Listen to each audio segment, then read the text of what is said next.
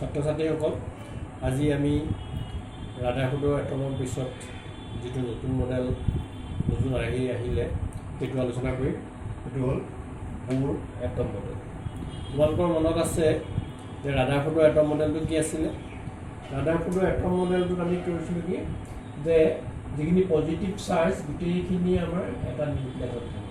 এইটো কি বুলি কৈছিলোঁ? Positive charge nucleus. আৰু তাত গোটেই মাছখিনি কনচেনট্ৰেটেড হৈ আছে, গোটেই এটমৰ মাছখিনি কনচেনট্ৰেটেড হৈ আছে। আৰু তাৰ চাৰিওফালে কি কৰিছিলে?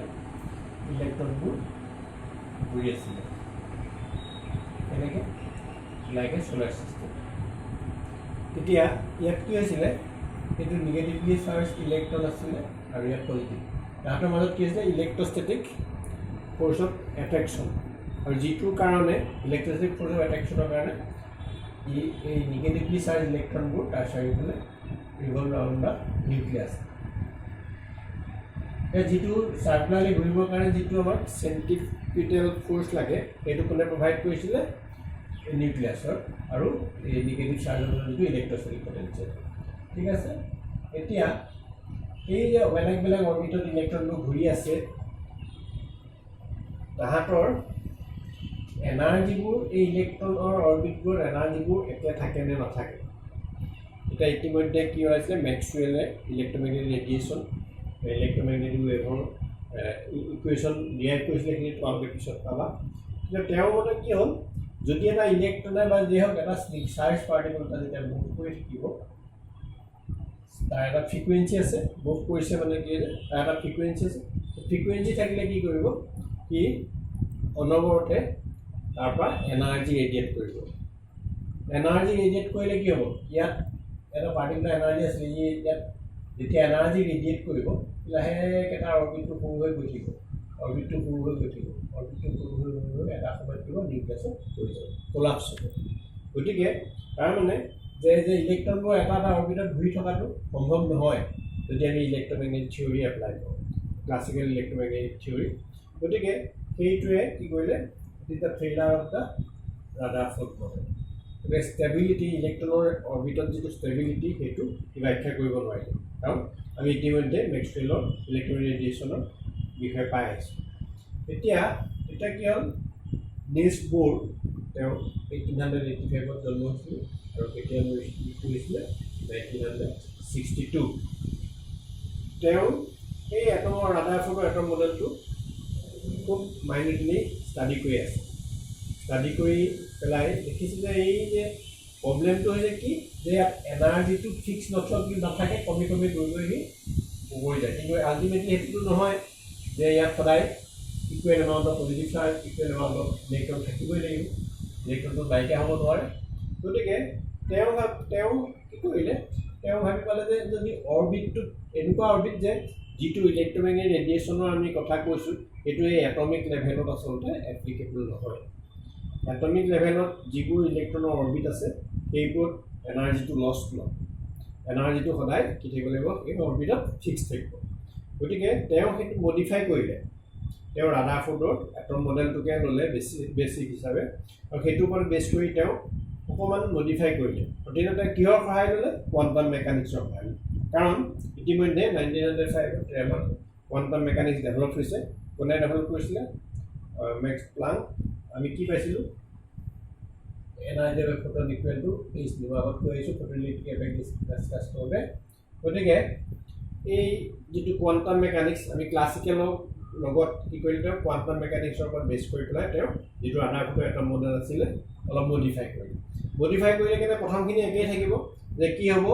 ইয়াৰ যিটো গোটেই whole mass is concentrated at the centre আৰু whole positive charge is also' there. এইটো কি বুলি ক'ব? It is known as nucleus. আৰু ইলেক্ট্ৰনটো কি হ'ব? The electron revolves round the nucleus in some অৰ্বিটছ।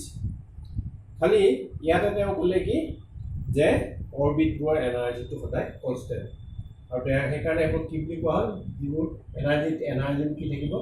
Energy কেতিয়াও লছ নহয়, তাৰ এনাৰ্জিটো কনষ্টেণ্ট থাকিব। আৰু সেইকাৰণে এইবোৰ কি বুলি কোৱা হয়? ষ্টেচনাৰী লেভেল বুলিও কোৱা হয়, ষ্টেচনাৰী অৰ্বিট বা আমি কি কম? Energy level.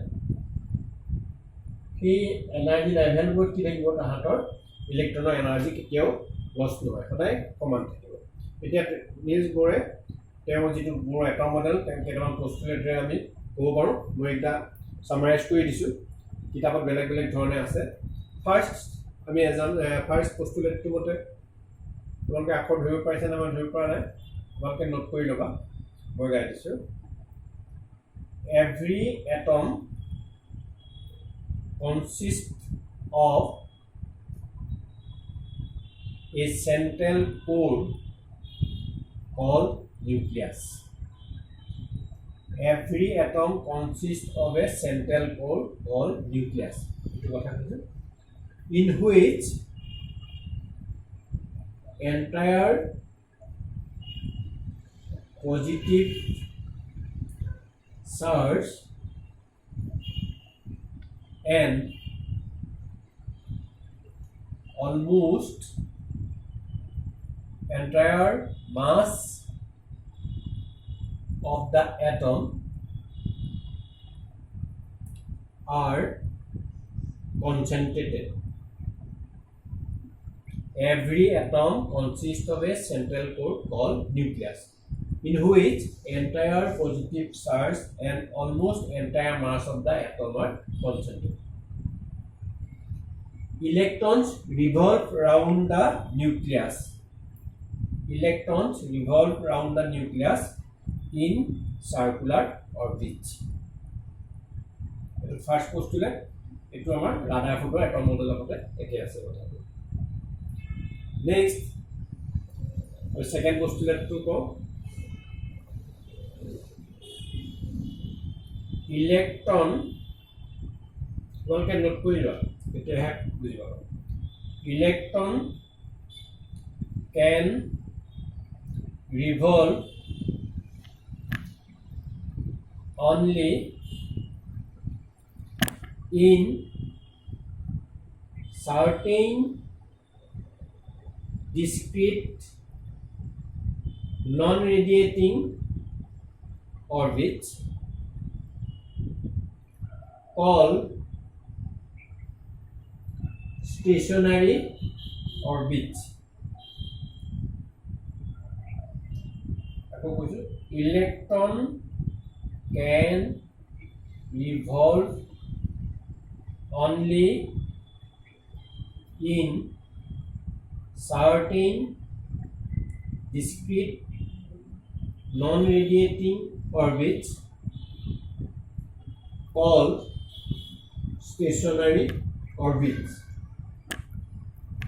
in which energy of electrons remain constant.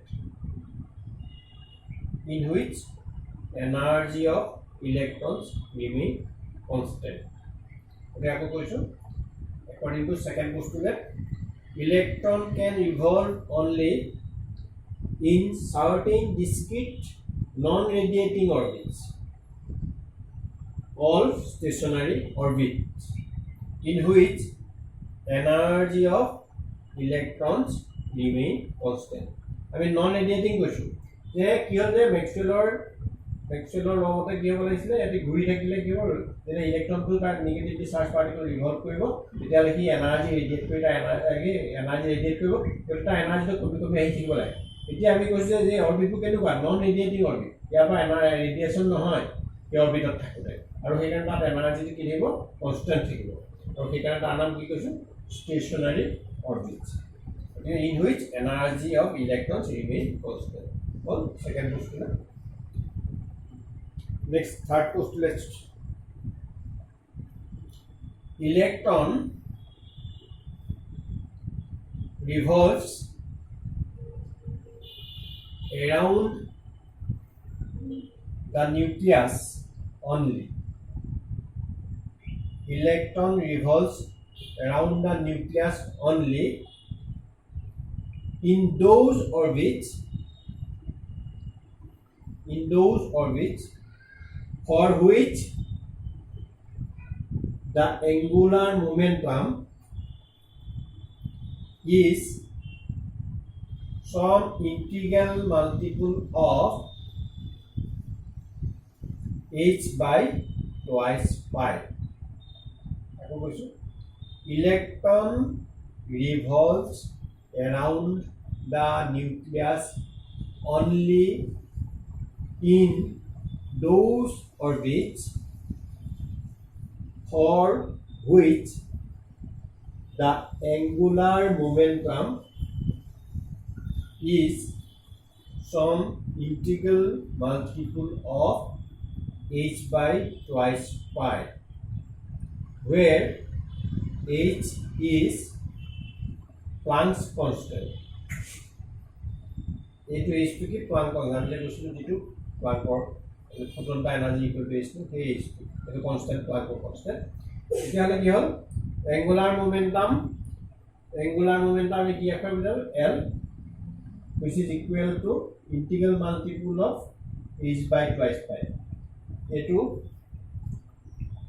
n into h by twice pi n মানে কি n ৰ ভ্যালু 1 হ'ব পাৰে 2 3 4 5 etc হ'ব পাৰে integer গতিকে 1 পাতিলে h by 2 pi 2 পাতিলে twice h by 2 pi 3 h by 2 pi এতিয়া আমি যে angular momentum কথা কলো কেলে কৈছো angular momentum যেতিয়া কিবা এটা বস্তু সার্কুলার অরবিটত মুভ কৰিব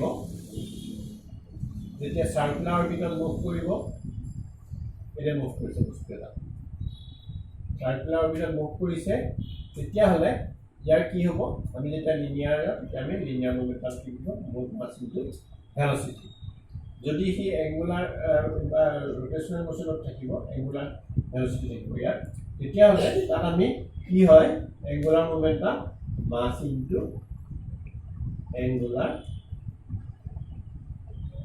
velocity ঠিক আছে angular velocity linear velocity আৰু angular velocity মাজত ৰিলেশন টো কি angular velocity লিখিলে আমি কি লিখিম ওমেগা তো এতিয়া হলে টল angular এতিয়া এই বেলেগ বেলেগ অরবিট হলে কি হবে ইয়াৰ পৰা ধৰা সেন্টাৰ পৰা ইয়ালে ডিসটেন্স টো বেলেগ বেলেগ ডিসটেন্স হোৱাৰ লগে লগে বেলেগ ডিসটেন্সৰ অৰবিটত তাহাতৰ এঙ্গুলাৰ ভেলোসিটি বেলেগ হ'ব আৰু তাৰ বাবে কি হ'ব এঙ্গুলাৰ মোমেন্টামটো বেলেগ হ'ব এতিয়া কোনবোৰ অৰবিটত ইলেক্ট্ৰন মুভ কৰিব যিবোৰ অৰবিটত কি হ'ব এঙ্গুলাৰ মোমেন্টামটো কিমান হ'ব h by twice pi integral লাগিব সবতে অৰবিট কবি নহয় কিছুমান ডিসক্ৰিট অৰবিট পাৰ্টিকুলাৰ কিছুমান অৰবিটত হে ইলেক্ট্ৰন দিব যিবোৰ অৰবিটত ইলেক্ট্ৰনটোৰ মোমেন্টাম কি হ'ব লাগিব h by twice pi বা twice h by twice pi thrice h by twice pi তেনেকুৱা ধৰণৰ যিবোৰ অৰবিটত হ'ব সেই পাৰ্টিকুলাৰ অৰবিটৰ মাজৰবোৰ জায়গা খালি থাকিব তাত নাথাকে য'ত এই ৰিলেশনটো স্যাটিসফাই হ'ব এইবোৰ অৰবিটতহে ইলেক্ট্ৰনবোৰ ঘূৰিব আৰু তাত সদায় ইলেক্ট্ৰনৰ এনাৰ্জি কনস্ট্যান্ট থাকিব next fourth postulate to start electrons can jump from one stationary orbit to another stationary orbit. Electron can jump from one stationary orbit to another stationary orbit.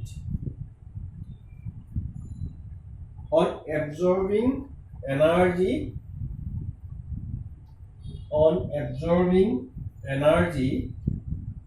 they move to a higher orbit, while emission of energy takes place when electrons move to a lower orbit. Then into nucleus, into orbit. Now question sentence to electrons can jump from one stationary orbit to another stationary orbit. On absorbing energy, they move to a higher orbit, while emission of energy takes place when electrons move to a lower orbit. এটা এইবোৰ orbit আছে এটা electron এটা এইটো অৰবিটৰ পৰা এই ওপৰৰ অৰবিটলৈ যাব পাৰিব বা ওপৰৰ অৰবিট এটাৰ পৰা তলৰ অৰবিট এটালৈ আহিব পাৰিব তেতিয়াহ'লে ইয়াত যেতিয়া কি হ'ব ইয়াৰ এনাৰ্জি কম আছে এইটো অৰবিটত এনাৰ্জি বেছি গতিকে ই যদি বাহিৰৰ পৰা কিবাকে এনাৰ্জি এটা পায় এবজৰ্ব কৰিব সেই এনাৰ্জিখিনি লৈ পেলাই কি কৰিব কি এই ওপৰ লেভেললৈ জাম্প কৰিব বা এই হায়াৰ এনাৰ্জি লেভেলত ইলেক্ট্ৰন এটা আছে কি তাৰ লোৱাৰ এনাৰ্জি লেভেল যিটো ইয়ালৈ বা ইয়ালৈ জাপ মাৰিব পাৰিব তেতিয়াহ'লে কি হ'ব কি যে জাপ পাৰিব ইয়াত এনাৰ্জি বেছি আছিলে ইয়াত এনাৰ্জি কম যিখিনি এক্সেছ এনাৰ্জি আছিলে সেইখিনি কি হ'ব কি ৰেডিয়েট কৰিব ইয়াত হ'ব কি এবজৰ্ব কৰিব আৰু যদি হায়াৰ বা লোৱাৰহে ৰেডিয়েট কৰিব নেক্সট লেখা the energy of absorbed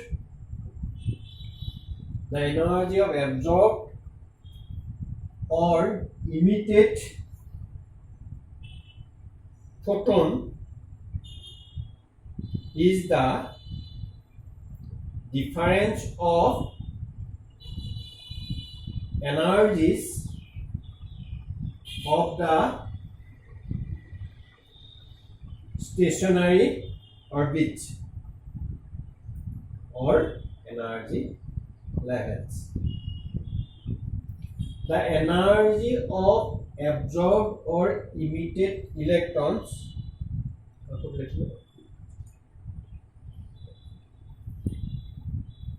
the energy of absorbed or emitted photon is the difference of energies of the stationary orbits or energy levels.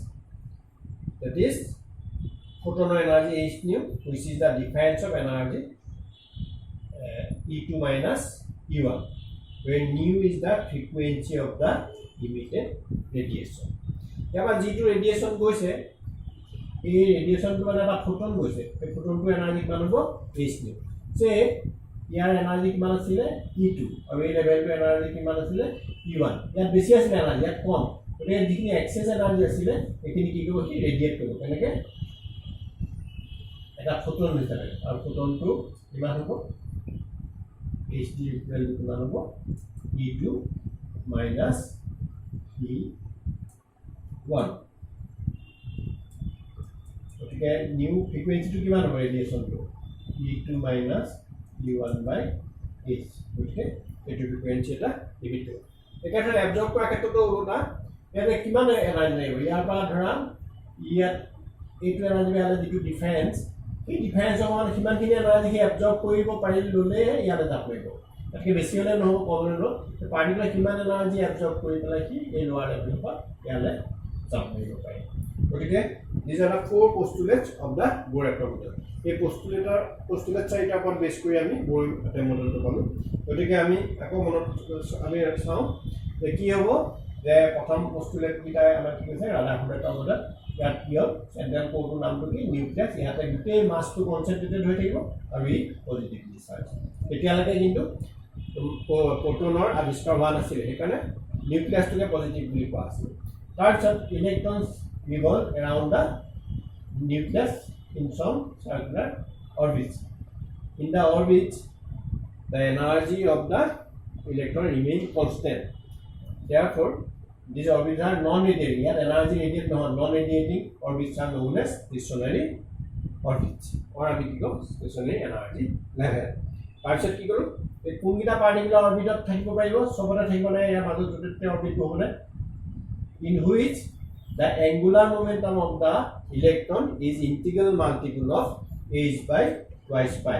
এতিয়া হে কি হ'ব যিটো অৰবিটত এটো স্যাটিসফাই কৰিব এই কন্ডিশনটো সেই অৰবিটবোৰতে ইলেক্ট্ৰন থাকিব তাৰ পিছত কি হ'ব the electron can jump from lower energy level to higher energy level by absorbing energy or it can jump from higher energy level to lower energy level by emitting some photon which is equal to the energy of the photon is equal to difference of the energy level. এইকেইটা হ'ল পোষ্টুলেট এতিয়া আমি ৰেডিয়াছটো উলিয়াব পাৰোঁ এতিয়া আমি যদি radius উলিয়াওঁ বোৰ এটমৰ কেনেকৈ উলিয়াম চাওঁ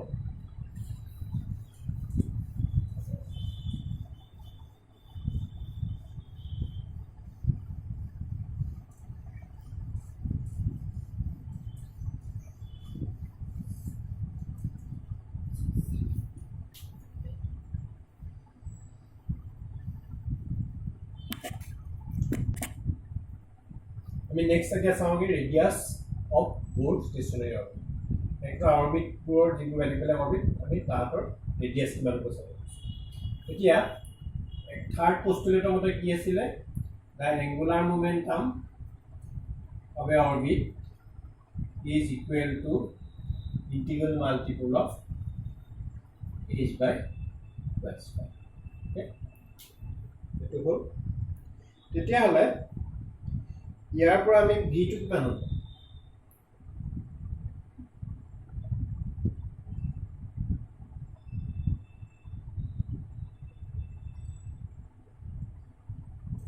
ইয়াৰ পৰা ভেলচিটি আমি পালোঁ লিখিব যে m is plus by m তাৰপিছত আকৌ কি পাইছিলোঁ যে the centripetal force to তুমি প্ৰভাইড কৰিছে এই মুভ কৰি থাকিবলৈ হ'লে centripetal force to কিমান m square by r এইটো কি ইলেক্ট্ৰোষ্টেটিক ফোৰ্স যদি ইলেক্ট্ৰনৰ চাৰ্জ এইটো হ'ল কি নিউক্লিয়াছৰ এটা নিউক্লিয়াছৰ চাৰ্জ গতিকে q1 into q2 1 by 4 pi epsilon naught constant আছে এইটো হ'ব r square এইটো হ'ল electrostatic force of attraction between electron and nucleus.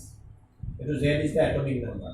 But again, it here that due to centripetal force level mv square by r equal to 1 by 4 pi epsilon naught e into z e by r square.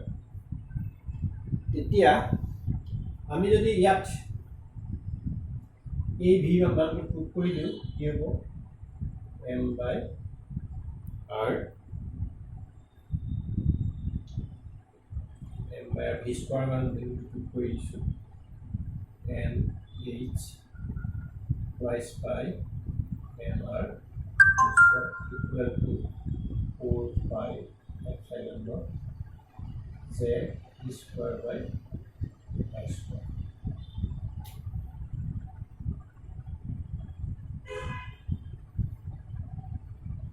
here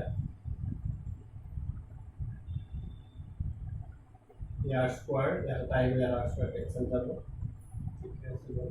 full of square n square e square 4 pi square m square r square equal to 4 pi epsilon naught z square by r square cancel এটা m cancel এতিয়া আমি এবাৰ r টো উলিয়াওছো কিমান হ'বগে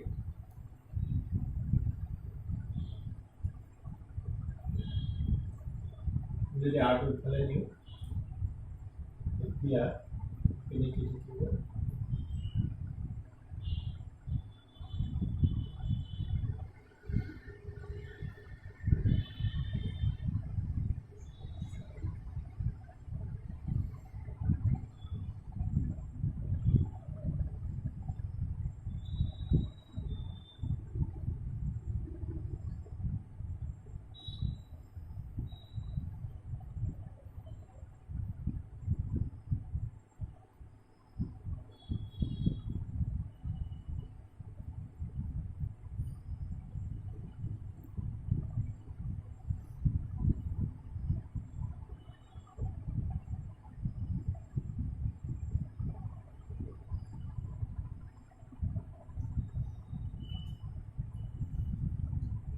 আমি এইটো কে হিচাপে ৰাখিলে এইটো আমি কেনসেল নকৰাকৈ ৰাখিব পাৰিম আমি যদি এইটো এনেকৈ ৰাখোঁ কনষ্টেণ্ট কে জেড স্কুৱাৰ প্লাছ স্কুৱাৰ তেতিয়া কেনসেল কৰিব নোৱাৰোঁ তেতিয়াহ'লে কি হ'বগৈ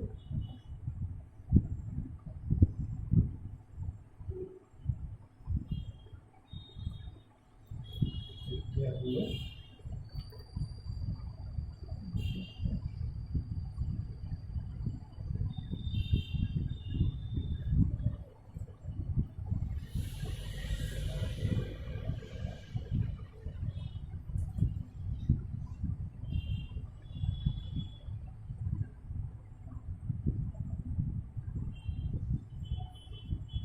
r equal to 4 pi square z square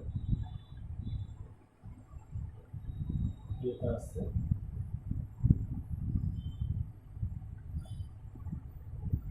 আৰু এটা kz square 4 pi square আছে square square r equal to কিমান হ'বগে square by z এইটো বেলেগে ৰাখো square by z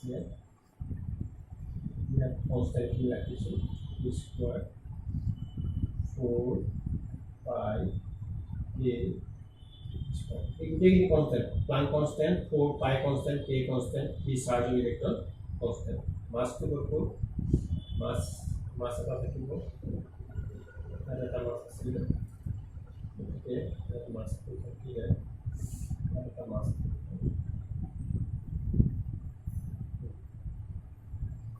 গতিকে কি পালোগে r equal to n square by z a square by 4 pi square a square m 4 pi square তো এইখিনি কনস্ট্যান্ট এটা কনস্ট্যান্ট গতিকে আমরা কি দেখিলো that r is directly proportional to n square and inversely proportional to z গতিকে যিমানে আমি নাম্বাৰটো বাঢ়ি যাব অৰবিটৰ নাম্বাৰ যেটো নিউক্লিয়াছৰ ওচৰ ফাৰ্স্ট অৰবিট তাৰ ৰেডিয়াস কম যিমানে আপোনালৈ যাও বাঢ়ি যাব কিন্তু কি অৰ্ডাৰ বাঢ়িব ফাৰ্স্ট অৰবিট আৰু সেকেন্ড অৰবিটটো কিমান হ'ব 2 স্কয়াৰ না 4 থাৰ্ড অৰবিটটো 3 স্কয়াৰ 9 এই ৰেশিও আগে because radius is directly proportional to square of the number of orbit number আৰু inversely proportional to z to atomic number যিমান atomic number কম থাকিব তাৰ radius বোৰ ডাঙৰ হ'ব আৰু যদি atomic number বেছি হয় তেতিয়া তাৰ radius বোৰ সৰু হৈ থাকিব কাৰণ বেছি কম্পেক্ট হৈ থাকিব গতিকে আমি এতিয়ালৈকে radius টো উলিয়ালো আমি নেক্সট ক্লাছত আমি কি উলিয়াম ভেলোচিটি বা আৰু এনাৰ্জি অফ দা অৰবিট তোমালোকে ডেৰিভেশনটো কৰি চাবা এইটো আহে এইটো কাৰণ হলে ডিফাইন অৰবিট বেলেগ বেলেগ অৰবিট n equal to 1 হলে first orbit n equal to 2 হলে second orbit n equal to 3 হলে থার্ড অরবিট মানে বেলেগ বেলেগ অৰবিটৰ ৰেডিয়াস বলা যায় nth অৰবিটৰ ৰেডিয়াস ওকে ঠিক আছে তোমালোকে প্ৰ্যাকটিছ কৰিবা আজিলে এটা